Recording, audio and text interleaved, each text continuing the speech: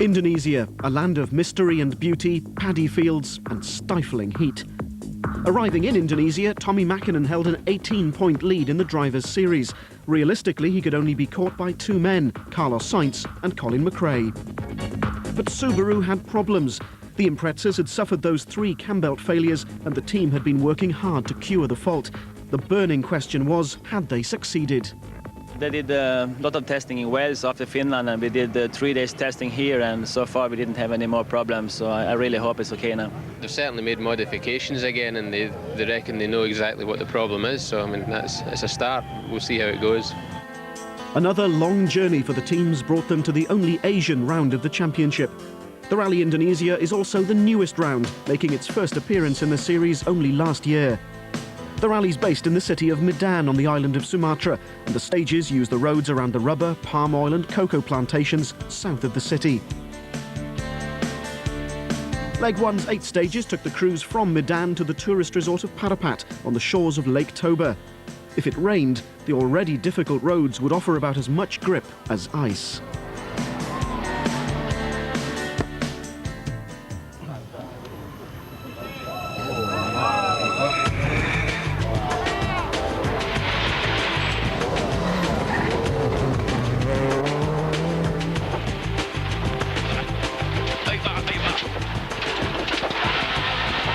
Carlos Sainz won the event last year, so what qualities does the best driver need? The best driver, or let's say whoever wins each rally, that's the best driver on that rally. The Ford team, however, hadn't done much testing for Indonesia, so leg 1 was a chance for them to fine-tune the cars. Tommi Mäkinen retired here last year, but was now on the verge of securing his second successive world title. Nyppy 10 oikein nopea plussa aukeaa oikaisen vähän oja ulkona lopussa. 250. I need to go as fast as I can, but I think I don't need to take a necessary biggest risk.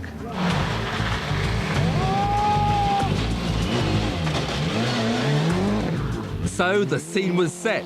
4 victories so far this year had given Tommi a healthy championship lead.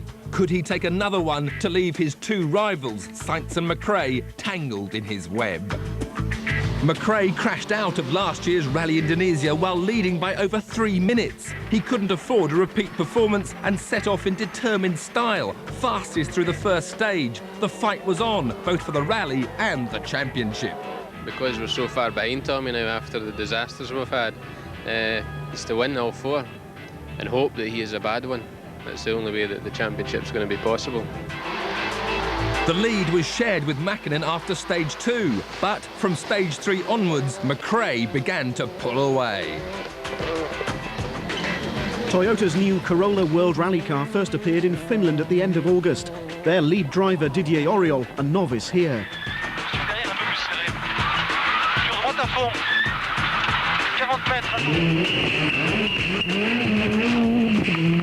It's completely different rally, and absolutely no experience here. It's the first time for me. And okay, the road is very typical here. I never drive in the style of this road in another country. Front differential problems effectively left the car with only 2-wheel drive for much of the day. Auriol finding the conditions a real challenge.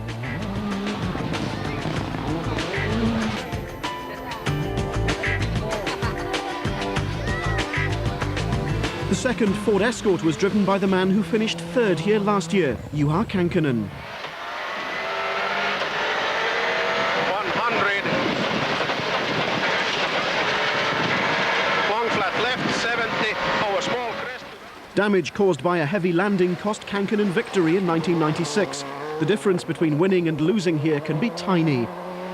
Always when it is like that, it's a bit of lottery. Take a right choice or tires and, you know, how the stage goes and things. Easy to do mistakes on this weather. Kenneth Eriksson, like his teammate McRae, has won 2 events so far this year. Engine failures cost him dearly too, and a victory here would do a lot for the team's shaken confidence.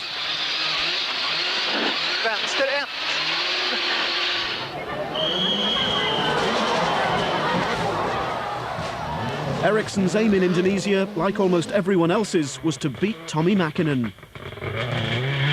Yeah, that's my target, but it will be difficult. Not only him, Carlos and you, and of course all the other drivers as well. It will be a hard fight, but of course my target is to win the rally. Richard Burns missed Finland, but in Indonesia was back as number 2 driver in the Mitsubishi team.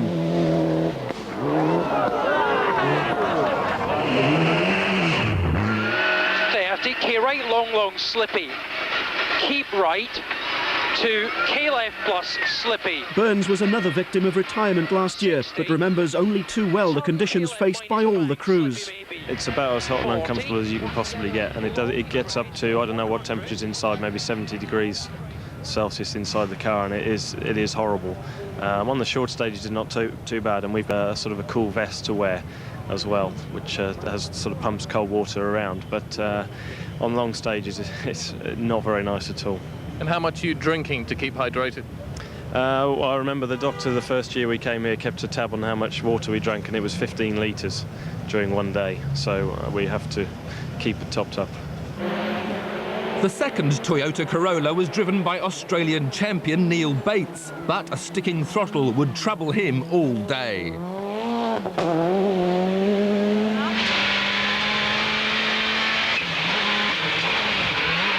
Into lip, 4.5.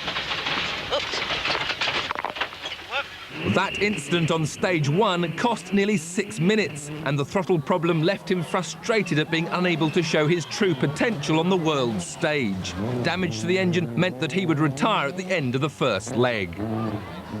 Behind the World Championship contenders, Formula 2, the 2-litre Cup, was led by Harry Rovanperä in the Seat, who ended the day in 12th place overall. In Group N, meanwhile, the Proton Wira of Karamjit Singh led. Singh was excluded from the results last year and was out to prove his excellent 7th place hadn't been a one-off. Toyota might have a new car, but there'll be Celica's rallying for many years to come. Yoshio Fujimoto was 9th in his at the end of leg 1. The stifling humidity was making life uncomfortable for all the crews, but the weather was about to change. The wind brought clouds and rain. At Subaru, all the talk concerning the last pair of stages was about tyres. In the moment it's raining on stage number 8, but not on 7, so it can be very difficult with tyre choice, very difficult. 14-second lead at the moment. Is that the sort of comfortable lead you were hoping for? You know, it's good to be leading, but in this condition, then it can change in one stage. That's the thing. We've just got to be really careful and make sure we get the tyre decision right. Toyota were also worried about tyres, but over at Ford, Sainz's car was getting a new suspension setup, identical to that on Kankkinen's Escort. Well, at the moment, you know, we haven't made any testing before the rally, and I'm not very confident with the suspension I was using, and I'm trying something new. It seems to be working on Juha's car. Are you hoping it'll do the same on yours? Well, maybe, you know, it's Juha, it's not the suspension, you never know. Burns had been plagued by a misfire all day, but once it was cured, he was a changed man. His charisma was fastest on stage 8, the last of the day. Flat right minus 100. Flat right 60. It was incredible. Some places you're braking for maybe 200 meters just to try and slow down, and the car just wants to go straight on. But I honestly don't know how we got a good time. We just kept it going and didn't take any risk, and kept on the road by using the banks in a few places. I say, setting a fastest time, it didn't feel like it. Felt like the slowest fastest time I've done. Go 120. Kankinen and his co-driver Juha Repo also set the quickest time on one of the day's stages and would end leg 1 in 3rd place.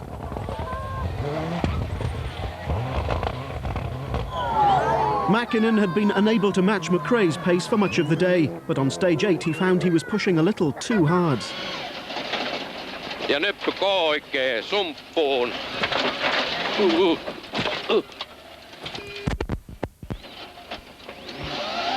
Luckily for Tommy, the accident happened close to the end of the stage, so only 8 seconds were lost to McRae.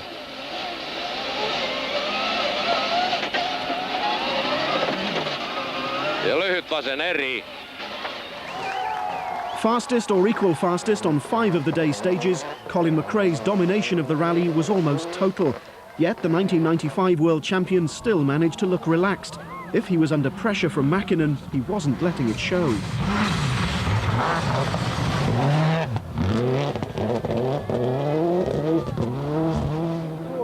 A broken turbo intercooler had frustrated Mäkinen's attempt to catch the leader. Yet Tommy was another who looked as though he hadn't a care in the world. He was content to sit back and see what would happen on day 2. We'll see tomorrow weather how it is. If it's like today, it's going to be a difficult day. But can you catch up 38 seconds? If it's like today, everything can happen. Everything is quite possible.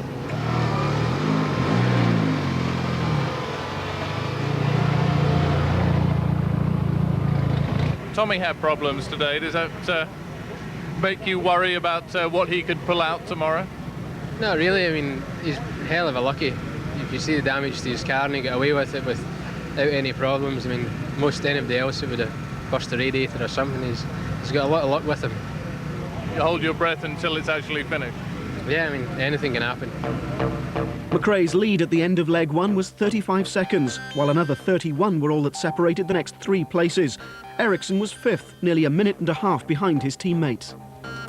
An early start to leg 2 saw the crews out of bed before dawn to tackle the first of 8 stages. Lake Toba provided the backdrop for that first stage at over 16 miles, the longest of the day. The second leg looped northwards away from the lake before returning to Parapat for a second night. Concentration never wavering, Colin McRae was fastest on both the first 2 stages, his lead stretching to nearly a minute. Mäkinen was trying hard, but to no avail. McRae was in a league of his own.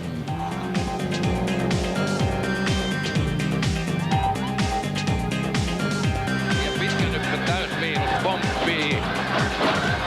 8 huomio. Hyppy jatkuu hidas oikein. 3. Hae. Pirun pitkä hidas vaan se kivi sisällä tiukantaa.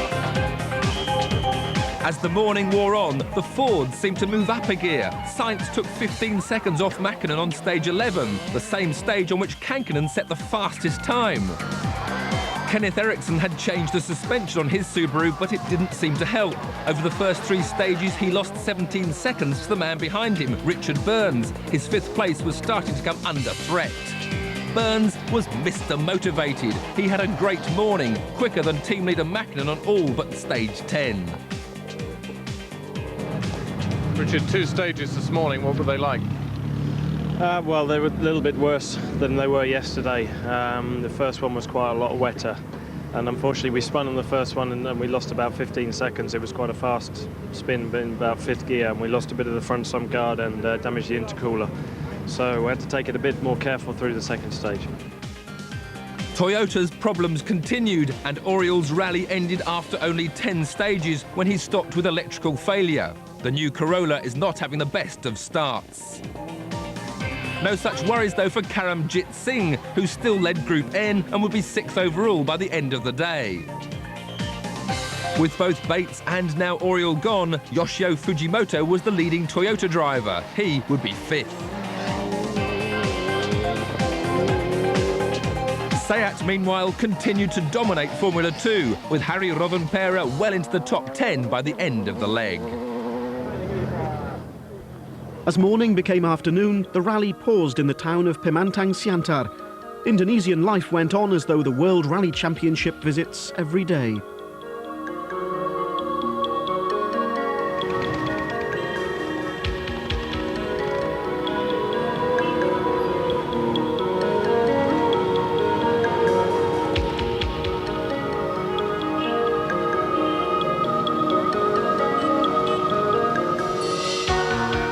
In the plantations, though, it was a lot more serious.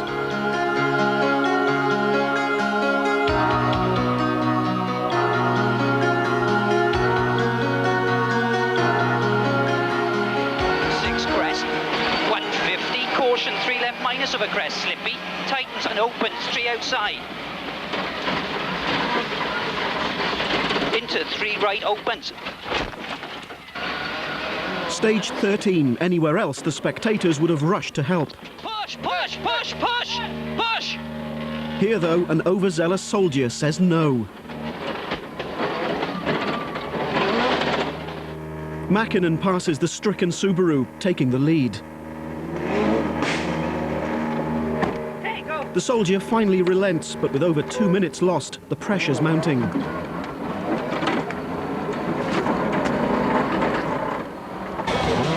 McRae and co-driver Nicky Grist had another stage to tackle before reaching the safety of a service area. Of more concern than the body damage is a punctured radiator. Stage 14 and 13.5 miles more through which to nurse the wounded car. Smoke coming out here. And 6 left and slow 3 left, slippy. Into long 2 right plus.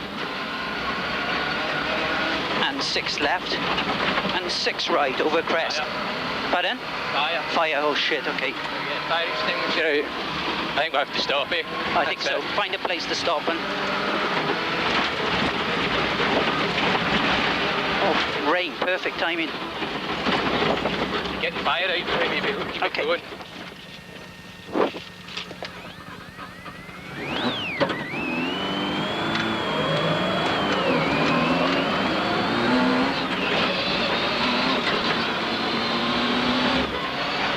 Nick to supervision. Yes, John, we're still running. We're coming out of the stage now. The only thing is well, the temperature gauge is getting lower, not higher, so I presume there's no water in it. Do you want us to keep going, or should we stop? Okay, keep going. Having survived the stage, they now badly needed a trouble-free run to service. Go, go!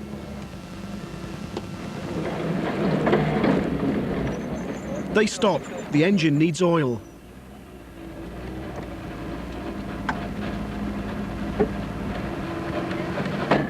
Get it.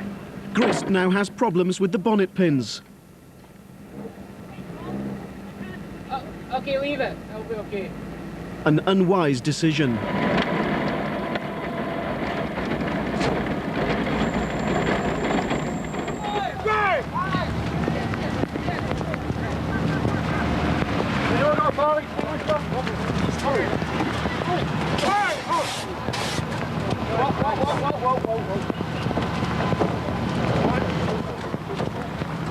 Now the pressure is on the mechanics. McRae and Grist have done their part.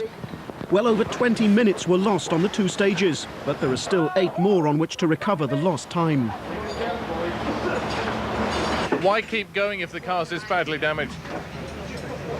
If they can get the radiator in and the engine will run okay, then it's going to be all right. The rest of the car's fine, it's just because it split the radiator. 20 minutes tick by. Another 15 minutes are allowed before the car will be excluded. The damage repaired, there's now another problem. The car won't start. One more task for the mechanics. Oh yeah. It starts, but leaves the service area under protest. The sick-sounding Subaru has had enough. 200 metres was all it took. The heavy rain merely added to the despair of McRae's 6th retirement of the year. Colin, all that drama, and it seems to be for nothing. What happened? Yeah, it wasn't very likely that it was going to continue anyway. The engine quite badly damaged coming out of the stage. It just got so hot, so it was worth a try. When you see all the rally mechanics running around like that trying to fix your car and you can really do nothing, what do you feel?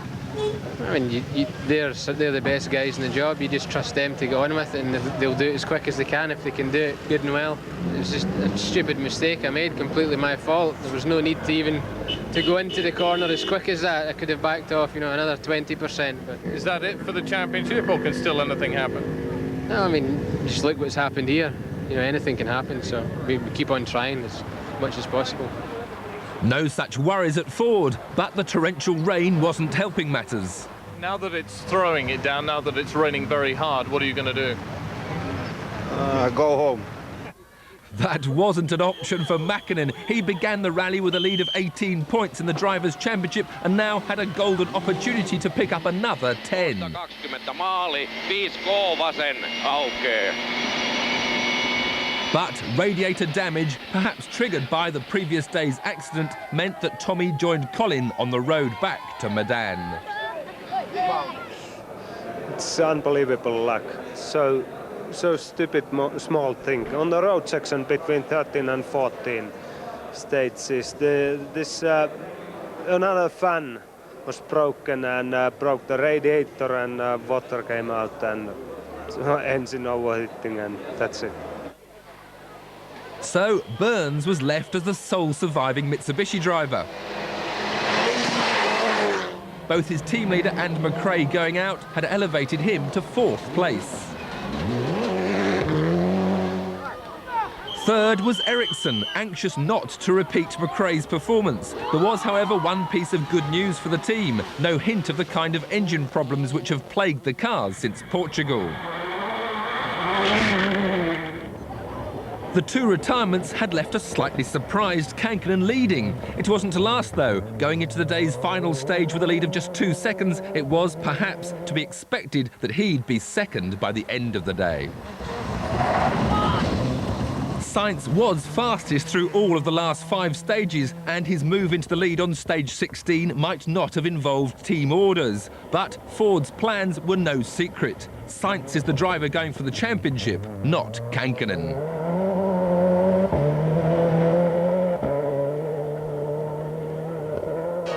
At the end of the second leg, Carlos led Juha by 20 seconds. Ericsson was now over 1.5 minutes behind Sainz, and Burns was within 16 seconds of snatching 3rd place.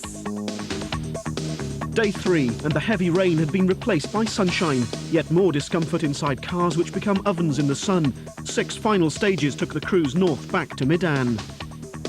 Now running first on the road, Sainz knew that victory would edge him closer to Mäkinen with only 3 rallies left. The first 2 stages passed without incident, but on stage 19 it was a different story. 2 punctures, and while the anti-deflation mousse had worked on the rear tyre, it hadn't on the front, and Sainz had to drive for 10 kilometres with a flat. More worrying was the damage the puncture had caused to the suspension, with another stage between Carlos and his mechanics. After 5 kilometers, we have a puncture and we don't know why. The mousse was not working, so we were driving in the rim the last 10 kilometers of the stage. How much time did you lose? Well, I've lost nearly half a minute to Kenneth. Worried team management could only offer advice. No one but Sainz and his co-driver Lewis Moyer could touch the car, so mechanics could tell Carlos what to do to adjust the suspension, but couldn't do it themselves. This one up? Yes. Oh, up. As the drama unfolded, Karamjit Singh cruised to victory in Group N, 6th overall in a so-called showroom car. Formula 2 had been dominated by Seat, who finished 1-2 in the category. For Erwin Weber, it was particularly satisfying. This was his last rally before he retired from the sport. Teammate Harry Rovanperä won F2, finishing 7th overall. Nothing, it seems, can now stop Seat winning the 2-litre World Cup for the 2nd successive year. 5th were Yoshio Fujimoto and his veteran co-driver Arne Hertz, Hannu Mikkela's regular partner in the 1980s. Richard Burns finished 4th for Mitsubishi, cursing the misfire on day 1, which had cost him precious seconds. Richard, Indonesia is hot, humid, and not everybody's favourite event. You glad to have finished? Yeah, very glad. Okay, it's not my favourite rally in the World Championship, but it's been probably the most difficult one to finish. The roads have been so difficult to read, very slippery conditions.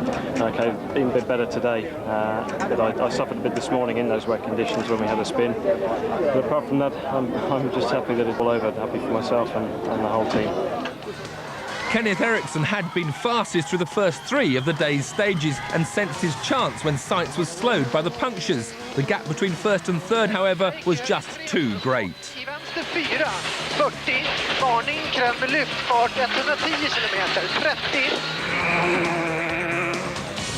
Juha Kankkunen kept up the pressure on his teammate until the very end, but knew his place. Runner-up for the 3rd time this year.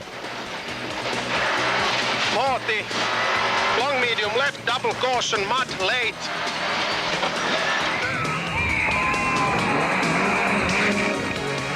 But after the scare on stage 19, Carlos Sainz recovered brilliantly. Suspension repaired, he stormed through the 3 final stages, even setting the quickest time on the last. His second win of the year and the second 1-2 finish for the team. Para uno, tiene que ser rápido, menos a fondo, 3. Vamos, vamos, vamos. Bien, bien, muy bien. Perfecto, lo que necesitábamos, tú. For team director Malcolm Wilson, a quiet moment to congratulate the mechanics on a job well done, and then applause when Sainz himself appears. This was his 20th victory at the sport's highest level, and one which puts him and the team back on course for both World Championships. Carlos, congratulations. You make a habit of winning here in Indonesia. Yeah, thank you very much. I'm very pleased. After all the misfortune we have in the last 3-4 rallies, I think it's a good victory. Was it a hard victory or an easy victory? Not very, very hard, because even up to the last stage, Juha was pushing very hard. Wilson embraces Moya. The party was about to begin. 16 seconds, Sainz's winning margin, with Kankkunen, Ericsson and Burns second, third and fourth, while Fujimoto finished a creditable fifth in the Toyota. The championship positions now look very different. Mäkinen still leads the Drivers' Series, but the advantage has been slashed to just 8 points. McRae now needs a miracle to get back into with the pair ahead, while Ericsson moves to within 4 points of his colleague, and Kankkunen enters the leaderboard for the first time this year. The manufacturers' table too receives a new look. Subaru's dominance is over. They now have the narrowest of leads, just 1 point, while Ford move ahead of Mitsubishi. 9 points cover the 3 teams, with only 3 rounds remaining. The taste of victory in Indonesia is obviously sweet for the Spaniards. 2 wins in Sumatra in as many years. Europe beckons to the championship once again for round 12, the San Remo Rally. The final all-tarmac event in the series was won last year by McRae after a thrilling battle over the last few stages with Sainz. With Ford now seemingly the team to beat, predictions on what will happen in Italy are impossible to make. One thing is guaranteed: you will have a grandstand seat.